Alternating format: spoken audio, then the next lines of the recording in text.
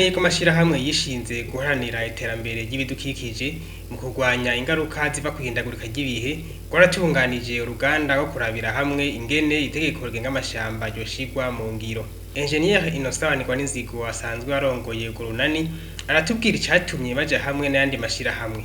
Twebwe rero nk'amashirahamwe adaharanira ivyicaro vya politike yishinze gukingira ibidukikije no kugwanya ingaruka ziva kw'ihindagurika ry'ibihe, twagiye hamwe kugira ngo duhe dufashanye na leta mu ntumbero yuko twerekana neza iyo nteguro y'iryo tegeko, ayo mategeko yunganira izo ngingo zoba zimeze gute, mbega uburyo bwovahe bwotunganywa gute, narirya muri iryo tegeko berekana ingene iyo bwova n'ingene bwokoreshwa, mugabo koko ntiberekane ico no kwita ugushaka kubikora.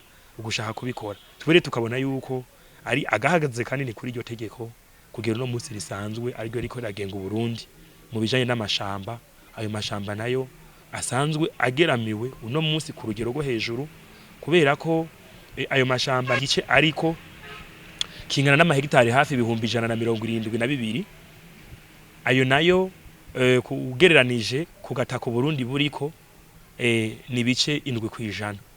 Hanyuma ugaca usanga mu vyigwa vyakozwe abarundi bakoresha 9% mu bijanye n'ibiti bacana bakoresha n'ibindi.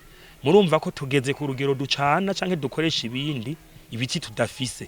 Nuvuga ko ibiteye biri kundwi kwijana, mugabo urumva ivyo dukoresha biri ku 9%. Murumva ko mutandukanije mugakuramo murasanga hari ibiharuro 2% vy'ibiti dukoresha tutigeze dutera.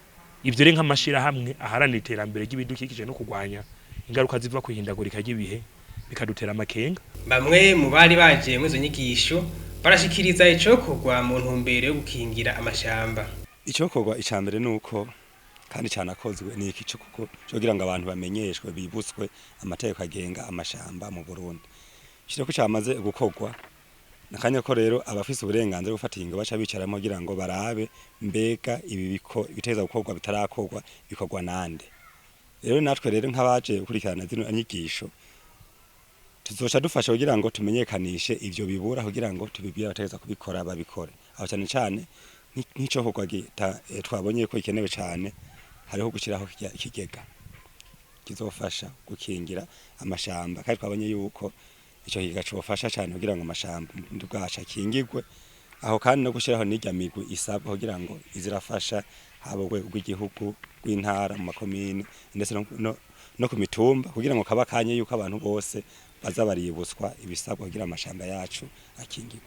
Igituma nyamukuru iyo code forestier itari kirashigwa mu ngiro nuko hariho article ivuga ivyerekeye la mise en place du fonds forestier. Mugabe iyo fonds forestier ntiyigeze haba. Hanyuma mukanya rero iyo fonds forestier batarayishiraho, nukuvuga nibindi bikorwa vyose bashize muri iyo code forestier ucumenga nta kintu na kimwe cokorwa, bitera bisubira inyuma. Rero nkaca mbona ati twotumirira tugasaba yuko iyo code forestier boyishiraho kugira n'ayandi article ari muri iyo code atangure gukora. Twamenyesha ko Uruganda rwabereye mu ntara ya Kayanza rukaba rwari rwahuje imigwi itandukanye mu bisata by'igihugu, aho bagiye bemeranije gukorera hamwe kugira iryo tegeko ryubahirizwe, mbe n'ikigega kijejwe guteza imbere amashamba kijeho.